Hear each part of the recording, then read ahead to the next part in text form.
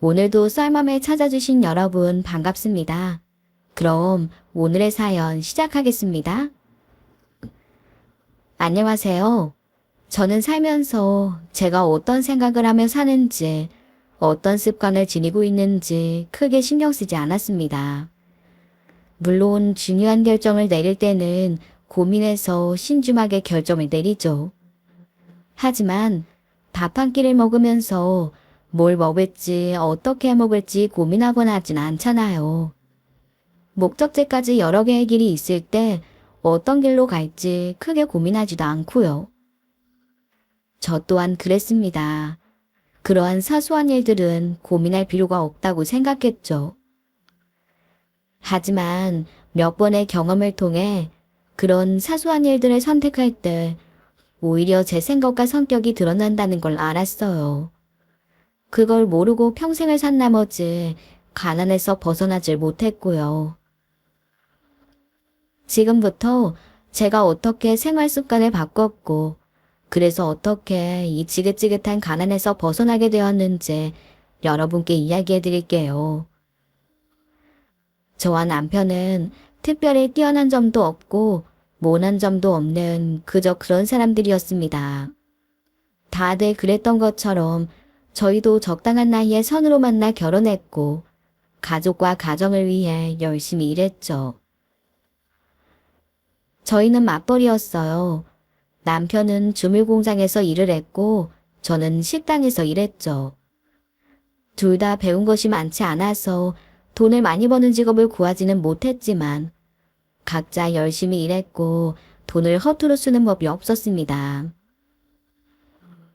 남편은 담배도 피우지 않았고 술도 모두가 참석하는 회식 자리가 아니면 아예 마시질 않았어요. 게다가 친구도 많지 않고 취미라고는 그냥 소파에 드러누워 TV를 보는 게 전부라서 돈 쓸 일이 없었습니다. 저도 그랬어요.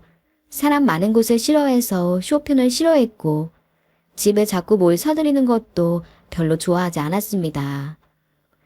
뭐든 딱 필요한 만큼만 있으면 된다고 생각하는 편이라서 가전제품도 다른 기능 없이 기본만 있는 가장 저렴한 물건만 구입했고 가구 같은 것도 전부 가장 저렴한 것들로만 구입했죠. 벌이는 많지 않아도 저는 남편이나 씀씀이가 작아서 당연히 돈이 모일 수밖에 없는 구조였네요. 그런데 이상하게 돈은 모이질 않았어요. 아예 안 모인 건 또 아닙니다. 그래도 다달이 적금도 들어가고 예금 통장에도 돈 1,000씩은 항상 있었어요. 그런데 일정 수준 이상으로는 통 모이질 않더라고요. 그나마 남편의 부모님이 물려주신 작은 집이라도 있어서 천만 다행이었죠. 그것마저 없었다면 평생 내 집 마련 같은 건 꿈도 못 꿨을 겁니다.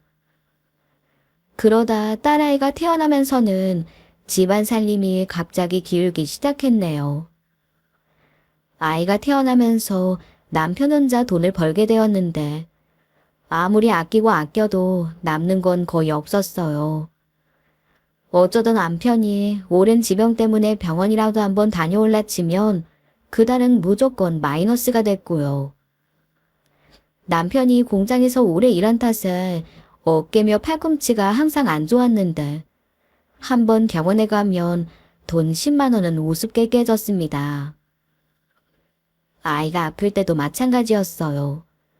원래 아무리 건강한 아이라도 1년에 한두 번은 병치레를 하잖아요. 무슨 큰 수술을 하는 것도 아닌데 한두 번 병원 가는 게 무슨 살림에 지장을 주냐고 생각하시겠지만 그렇지가 않았습니다. 병원 한번 다녀오면 그달은 또 무조건 마이너스였고 남편이 터놓은 마이너스 통장에 한도가 가득 차면 예금에서 빼서 막는 일이 반복되었네요. 그렇게 한두 해는 어찌어찌 살았습니다. 하지만 결혼하고 5년이 넘게 지났는데도 나아진 것은 거의 없었어요. 그래서 이러다간 평생 가난을 못 벗어나겠다는 생각에 아이를 어린이집에 보내놓고 저도 일을 다니기 시작했네요. 저라도 일을 해야 어떻게든 돈을 모으겠더라고요.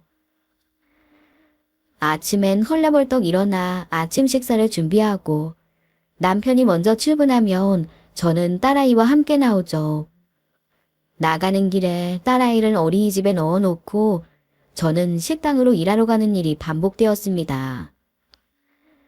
제가 하는 일이 경력이 인정되는 건 아니었지만 그래도 벌이가 적지는 않았어요.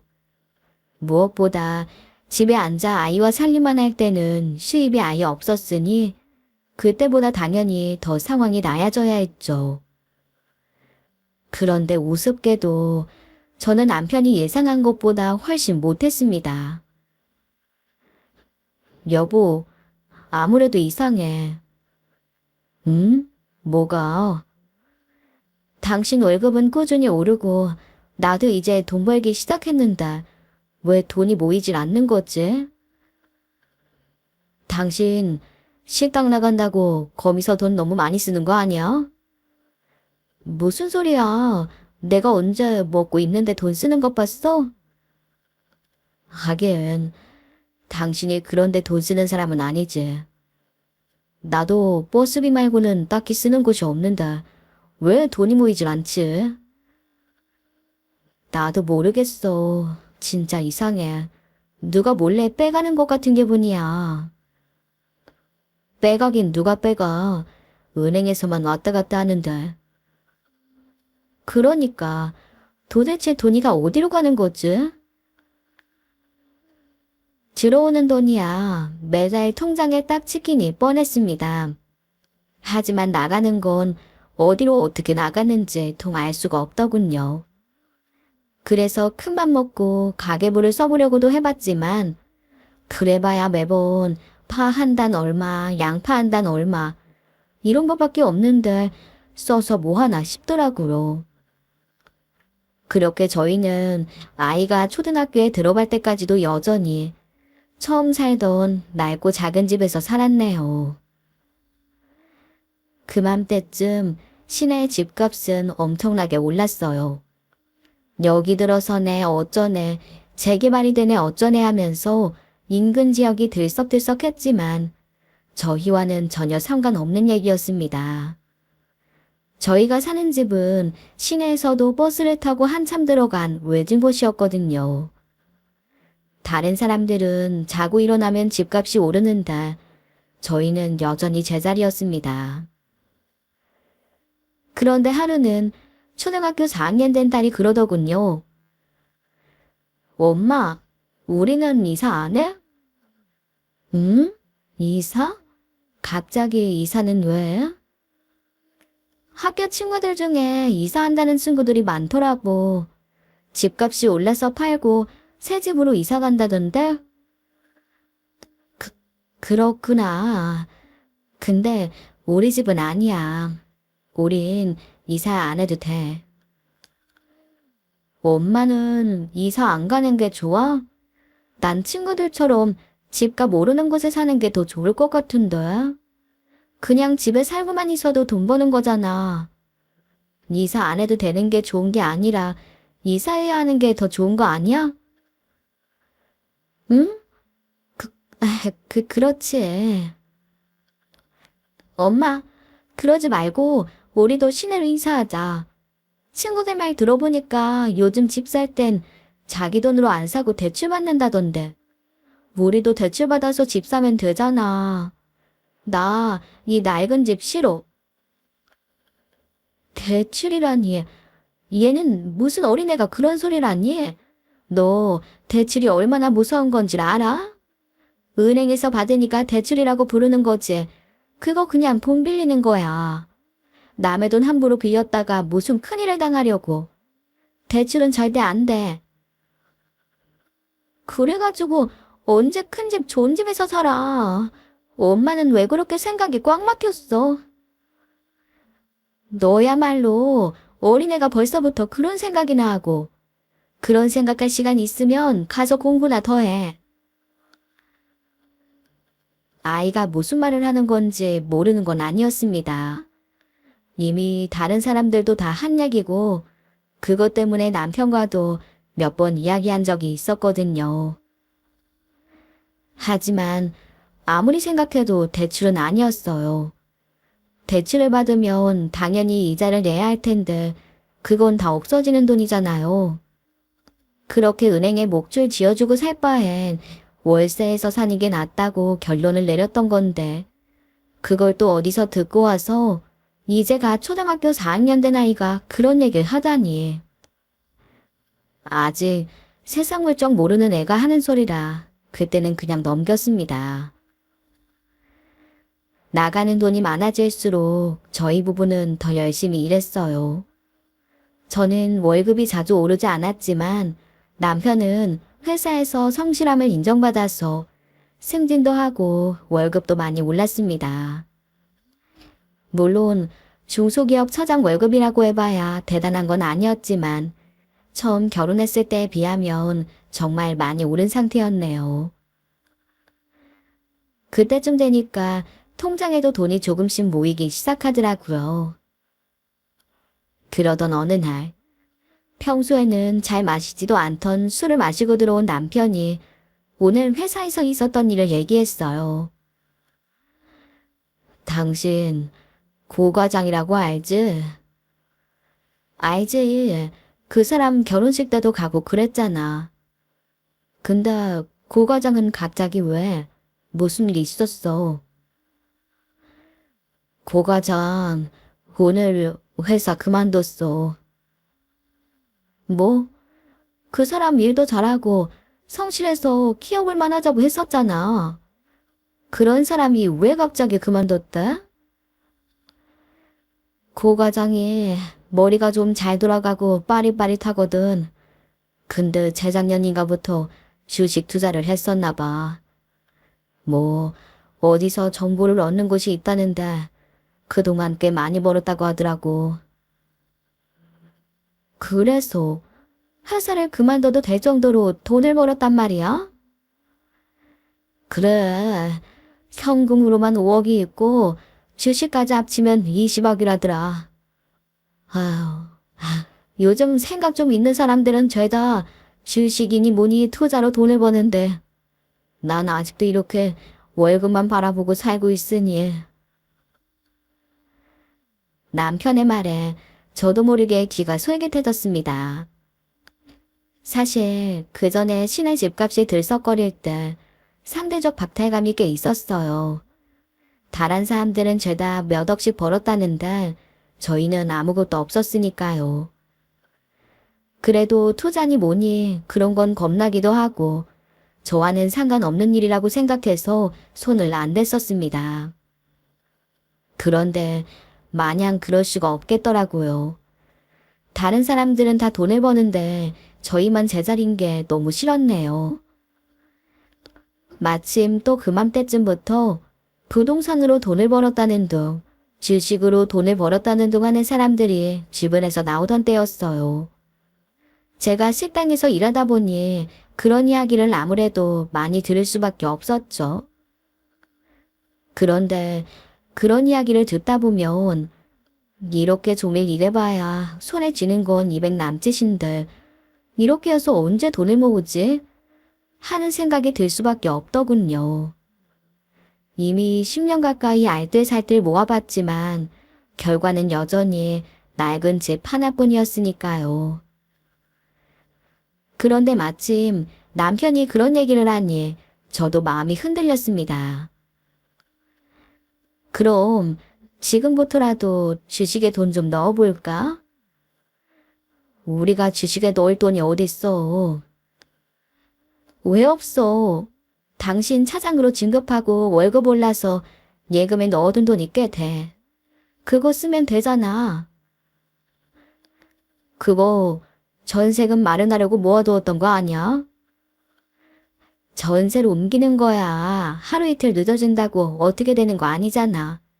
하루 일찍 전세로 옮기는 것보다 주식으로 돈 벌면 그게 이득이지. 그런가? 그럼 당신 내일 출근하면 고 과장도 만나봐. 가서 얘기 좀 듣고 어떻게 투자하는지도 알려달라고 해. 알았어. 내일 출근하자마자 연락해볼게. 그땐 좀 초조했던 것 같아요. 결혼하고 내내 모았지만 이렇다 할 결과가 없었으니까요. 거기다 주변에서 투자로 큰 돈을 벌었다는 사람들 이야기에 혹해서 지금이라도 뛰어들지 않으면 뒤처질 것 같아 걱정되기도 했고요. 그래서 남편의 등을 떠밀어 주식을 시작하게 되었습니다. 처음 1년 정도는 그저 그랬어요. 저는 남편이나 워낙 소심한 성격이라 안정적인 회사만 골라서 투자했으니 크게 잃지는 않았지만 크게 따는 일도 없었죠. 하지만 1년쯤 지나고 숫자로만 움직이는 돈이 점점 만만해 보이기 시작했습니다. 이러다가 언제 돈을 버나 싶기도 했고요. 마침 그때 남편이 정말 믿을 만한 정보라며 곧 주가가 오를 회사도 알아온 상태였어요. 그래서 그때까지 가지고 있던 모든 돈을 털어서 주식에 넣었고 주식은 곧장 상한가를 치기 시작했습니다. 그때 그만뒀어야 했는데 주식은 마치 누가 마법이라도 부린 것처럼 일주일 내내 쭉쭉 올라갔습니다. 그때는 매일 아침 일어나 남편을 통해 주식 확인하는 게 일이었어요. 자고 일어나면 몇백만 원이 순식간에 불어나는데 밥을 먹지 않아도 배가 부를 정도였네요. 하지만 그 일주일이 지나자 주식은 거짓말처럼 곤두박질 쳤고 한 달이 지나자 그 회사의 주식은 휴지 조각이 되고 말았습니다. 그때까지 번 돈은 전부 날아갔죠. 그날 남편과 함께 안방에서 얼마를 울었는지 모릅니다. 마치 지금까지 살아온 세월이 전부 날아간 것 같은 느낌이었어요. 그나마 빚까지 지진 않아서 다행이지 빚마저 졌었다면 더 살고 싶지도 않았을 겁니다. 그렇게 밤새 울고 자책하며 저희 부부는 다시는 일확천금을 노리지 말자고 다짐했네요. 그런 일이 있고 난 후 살림은 더 빡빡해졌습니다. 예금으로 모아둔 돈이 죄다 사라져버렸으니 그럴 수밖에 없었죠. 이젠 마이너스 통장이 가득 차도 메꿔줄 예금이 없으니 반찬거리를 사도 더 아낄 수밖에 없었고 아이 옷을 한 벌 사주려고 해도 시장을 몇 번을 돌 수밖에 없었습니다. 그때 딸아이는 중학생이었어요. 전에 입던 옷이 너무 해져서 겨울에 입을 옷이 없어 딸아이와 함께 시장에 갔을 때였어요. 겨울옷이다 보니 아무래도 가격이 좀 나가잖아요. 그래서 평소보다 조금 더 고민하다가 꽤 괜찮은 옷을 발견해서 사가지고 왔는데 집에 오자마자 딸아이가 분통을 터뜨렸습니다. 진짜 지긋지긋해. 도대체 우린 왜 이렇게 가난해? 아빠도 벌고 엄마도 버는데 왜 우린 아직도 집도 거지 같고 옷 한 벌 사는데도 이렇게 뺑뺑 돌아야 하냐고. 평소 공부도 잘하고 어쩌다 단년생인가 면담을 하면 생각도 어른스럽고 바르다며 늘 칭찬을 듣는 아이였는데 그날은 그동안 놀러왔던 것들을 전부 터뜨리더군요. 엄마는 왜 그렇게 미련하게 살아? 대출이자 무서워서 다른 집으로 못 옮긴다면서 벌 수 있었는데 못 번 돈은 아깝지가 않아? 그리고 잘 알지도 못하면서 주식은 왜 투자해서 그 돈을 다 날려먹는데. 정작 써야 할 돈은 안 쓰고 쓰지 말아야 할 돈을 쓰니까 집이 이렇게 가난한 거잖아. 왜 아빠 엄마는 그 나이를 먹고도 내가 아는 거 반도 모르냐고. 진짜 지겨워. 나 어른 되면 절대 아빠 엄마랑은 안 살아. 할 말이 없었습니다. 애가 어리기라도 하면 어디서 어른에게 그런 소리를 함부로 하냐고 혼이라도 냈겠지만 저희 부부와는 달리 머리도 좋고 배운 것도 많은 딸아이가 그런 소리라니 뭐라고 대꾸를 못하겠더군요. 무엇보다 구구절절 다 맞는 말이니 반박할 게 없었네요. 하지만 저도 억울한 건 있었어요. 평생을 성실하게 살았고 먹는 것 하나 입는 것 하나 아껴가며 한 푼 두 푼 모아 살아왔는데 도대체가 어떻게 된 세상인지 죽어라 아낀 저희보다 쓸 것 다 쓰고 놀러 다닐 것 다 다니는 사람들이 더 잘 살더라고요.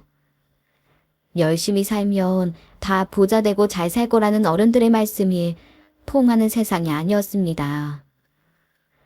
몇 번의 시행착오 끝에 그 사실을 뒤늦게 알았지만 그렇다고 제가 뭘 할 수 있는 건 아니었네요. 그 후로는 참말로 표현하기 어려울 정도로 고통스러운 시간이 이어졌어요. 저희는 여전히 가난에서 벗어날 수가 없었죠. 여전히 나갈 돈은 다달이 나가는데 벌이는 매년 거기서 거기였네요. 게다가 딸아이와의 관계는 말할 수 없이 냉랭해졌습니다. 아침에 나갈 땐 인사도 없고 집으로 돌아와서도 아는 체도 안 했어요. 어쩌다 말이라도 한번 걸어보려고 해도 못 들은 척 했고요. 아예 그냥 제가 없는 것처럼 행동했습니다. 그렇게 딸아이는 저희 부부와 멀어진 채 성인이 되었고 평소 고만하던 대로 집을 나갔네요.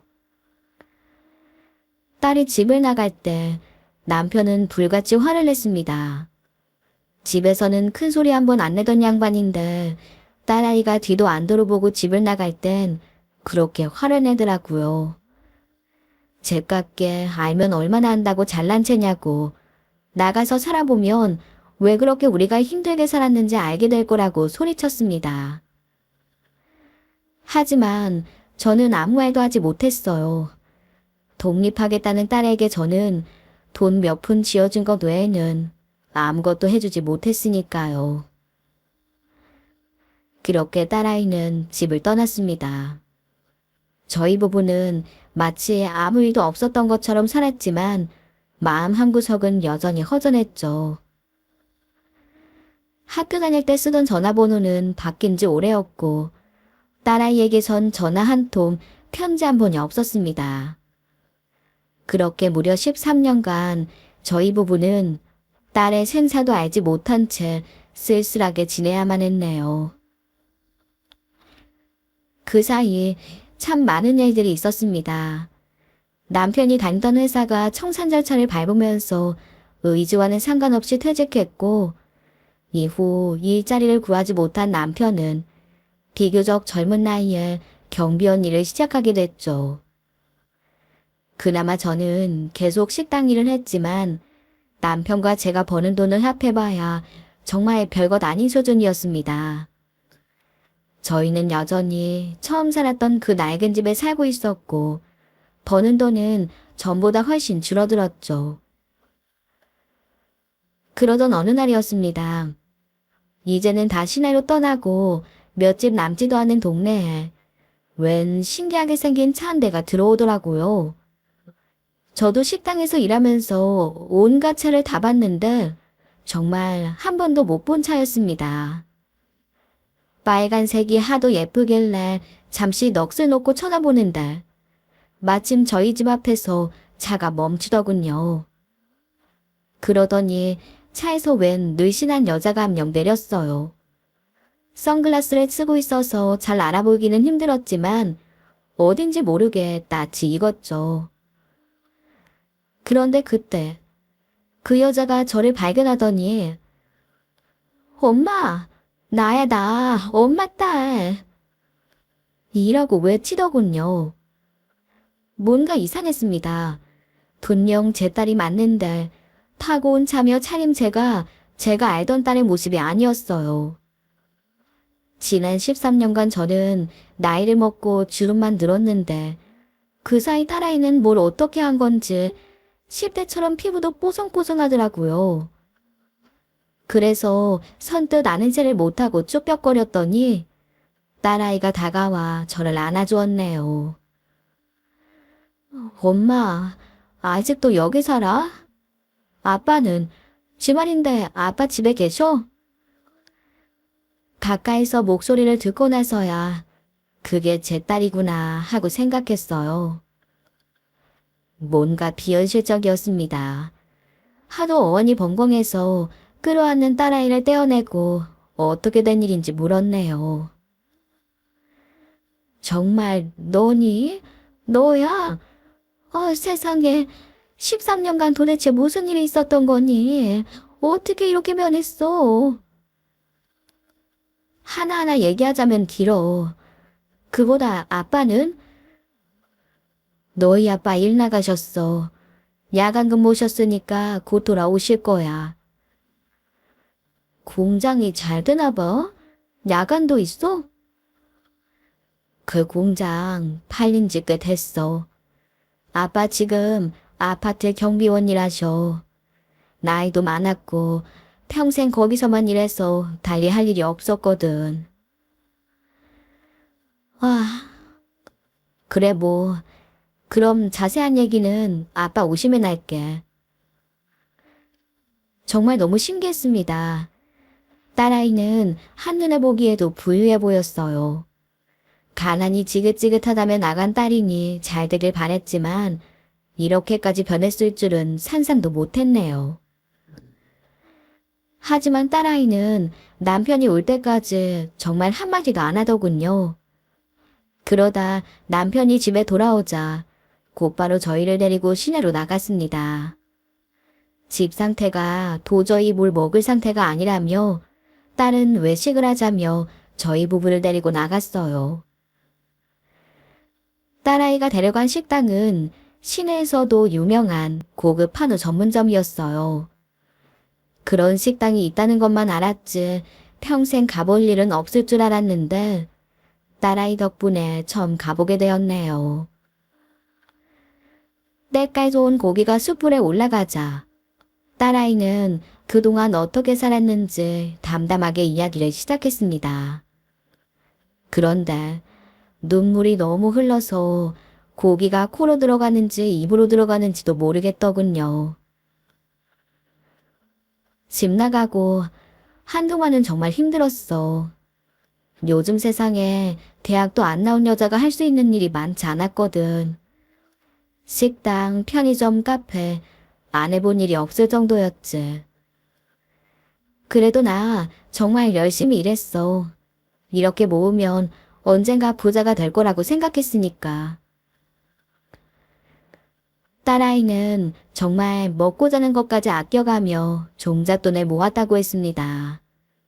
일해서 버는 돈은 한계가 있다는 걸 저희 부부를 보고 깨달았다고 하더라고요. 그래도 당장은 투자할 돈이 없으니 작은 덩어리를 만들 때까지 정말 고생이 많았다고 했네요. 그렇게 꼬박 5년을 모았는데도 모은 돈이 3천만 원이 안 되더라. 그래도 그걸로 코인이랑 주식에 투자했지. 주식? 주식은 위험한데. 위험하기야 하지. 그치만 그렇게 하지 않으면 평생 돈을 못 모으잖아.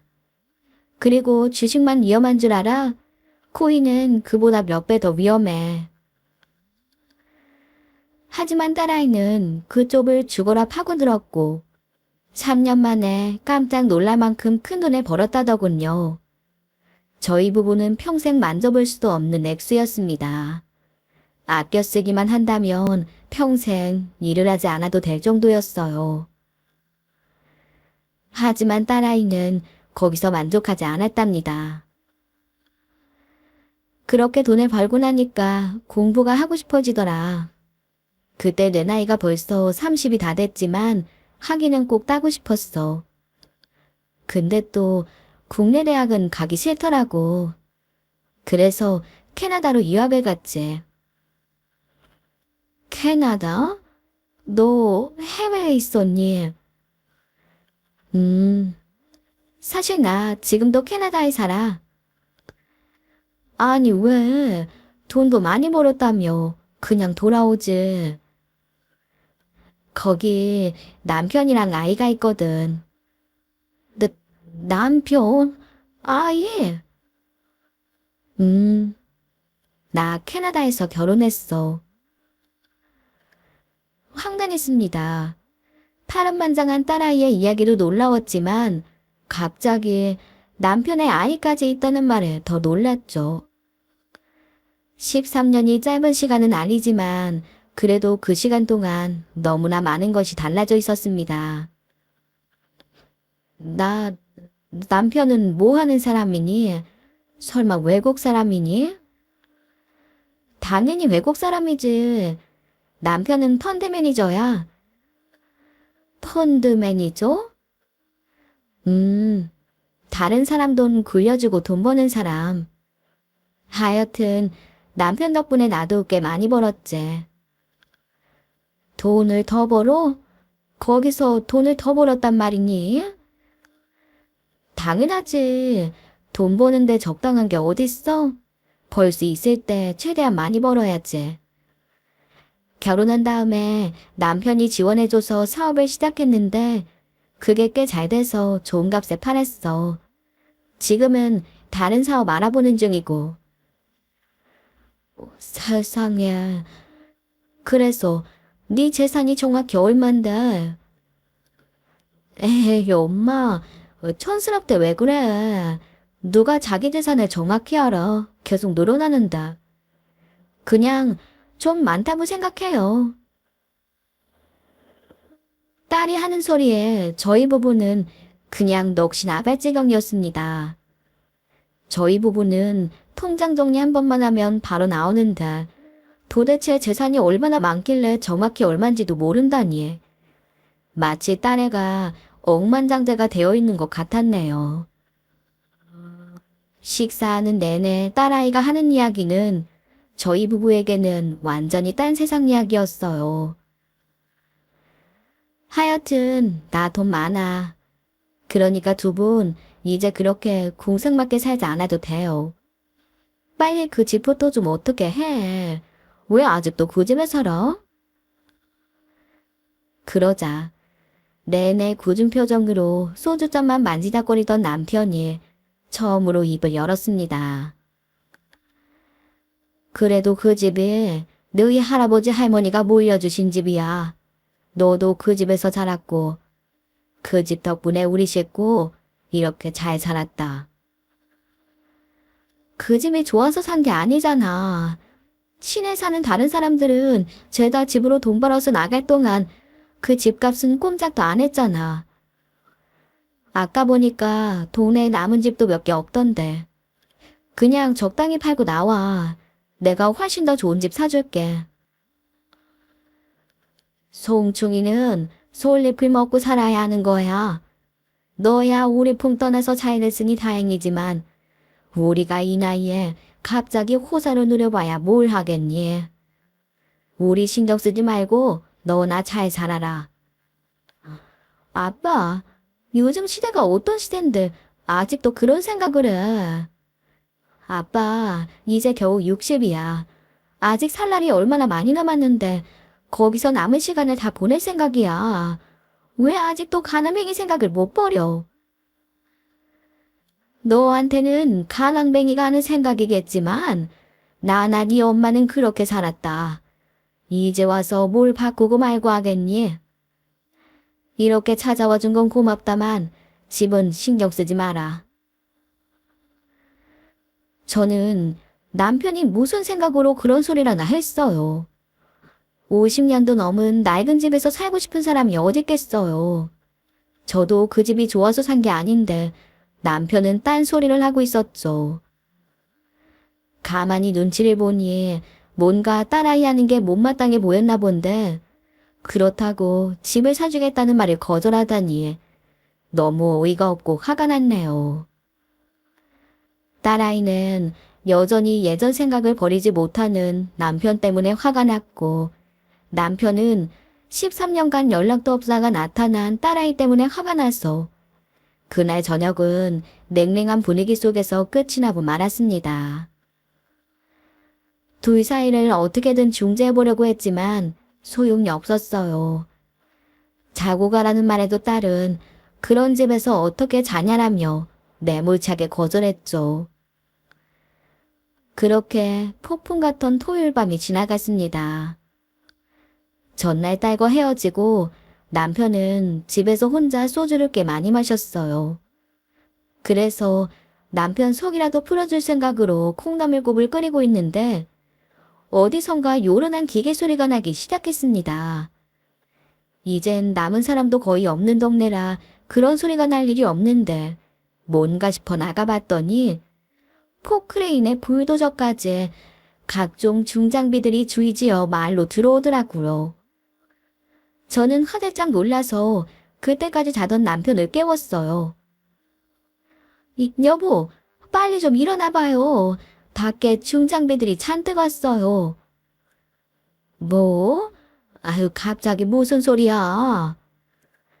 중장비라니까요. 우리 집으로 오고 있어요.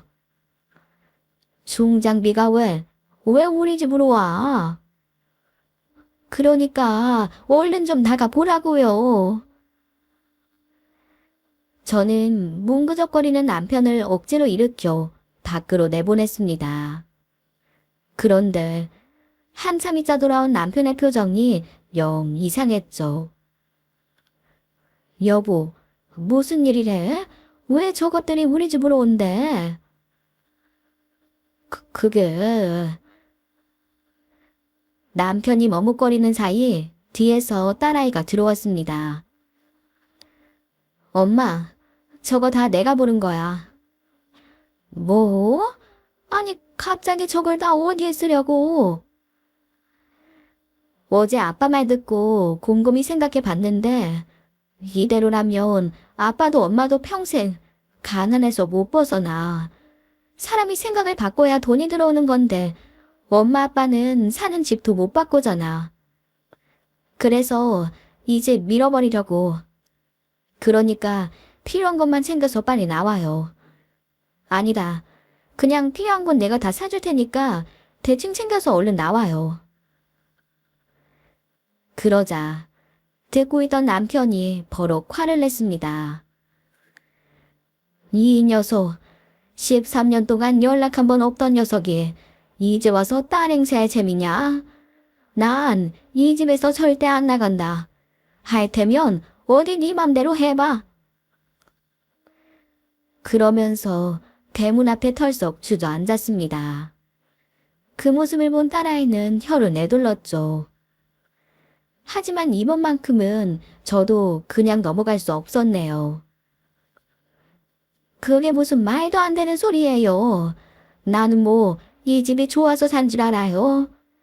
연락은 없었어도 그동안 잘 살았고 엄마 아버지 도움 하나 없이 제 힘으로 돈까지 벌어서 왔는데 잘했다고 칭찬은 못해줄 만정 무슨 고장이에요.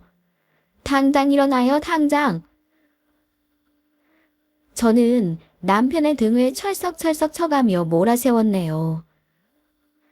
그렇게 저와 딸아이가 함께 남편을 집 밖으로 끌어내자 기다렸다는 듯 불도저가 낡고 오래된 집으로 밀고 들어왔습니다.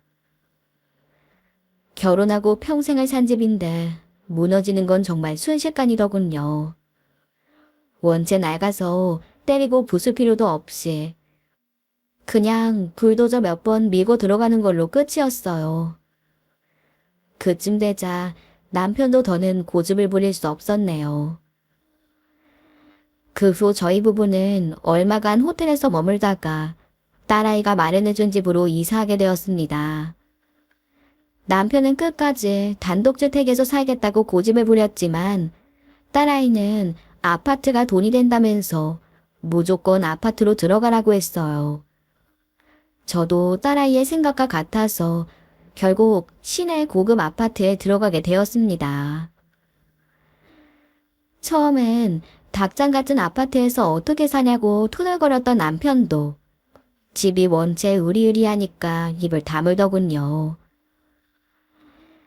딸아이는 그 후로도 한동안 캐나다와 한국을 오가면서 저희를 돌봐주었습니다. 사실 말이 좋아 돌봐준 거지 실제로는 가르친 거나 마찬가지였어요. 딸아이는 저희는 끝내 모르고 살았을 이런저런 것들을 알려주었고 덕분에 저희의 생각은 많이 바뀌었습니다. 젊었을 때는 한 번도 쓰지 않았던 가계부도 쓰기 시작하고 신문을 읽으며 세상이 어떻게 돌아가는지, 뭘 해야 돈을 버는지도 조금씩 생각할 수 있게 되었죠. 하던 일은 모두 그만두었습니다. 딸아이가 평생 그 일 했어도 돈 못 모으지 않았느냐며 용돈 줄 테니 당장 그만두라고 하더군요. 남편은 그래도 사람이 일을 안 하면 안 된다며 끝까지 버텼지만 딸아이가 보낸 용돈의 액수를 보고는 조용히 경비원 일을 그만두었네요. 아마 딸아이가 태어나지 않았다면, 그 고생을 하며 돈을 벌지 않았다면 저희는 평생 가난에서 벗어나지 못했을 겁니다. 어느 날 딸이 그러더라고요. 돈이 없어서 가난한 게 아니라 가난한 생각을 해서 가난한 거라고 말이죠. 처음엔 그게 무슨 말인가 싶었지만 이제는 저도 그 말의 의미를 조금씩 알아가고 있습니다. 돈 벌 생각이 없는 사람에게 돈이 생길 리가 없고 돈 버는 방법을 모르는 사람이 돈을 벌 수 있을 리가 없는 거니까요. 그래서 늦은 나이지만 딸이 보내주는 돈으로 조금씩 투자라는 걸 해보고 있습니다. 덕분에 일을 하지 않아도 심심할 틈이 없네요. 다음 달에는 처음으로 해외에도 갈 예정입니다. 캐나다에 사는 딸이 자기 집으로 저희를 초대했거든요. 여권도 처음이고 비행기도 처음이라 좀 걱정이 되지만 한편으로는 설레기도 합니다. 왜 이런 세상이 있다는 걸 여태 모르고 살았는지. 지금 남편은 옆에서 다음 달에 만날 손녀에게 건넬 인사말을 공부하느라 환갑이 넘은 나이에 영어 공부를 하고 있네요. 앞으로는 저희 부부 남은 인생 알차고 행복하게 보내겠습니다. 오늘의 썰맘 사연에 여러분의 소중한 댓글 기다리면서 구독, 좋아요, 고민은 물론 알람 설정도 부탁드립니다. 그럼 오늘도 함께 읽어주셔서 감사합니다.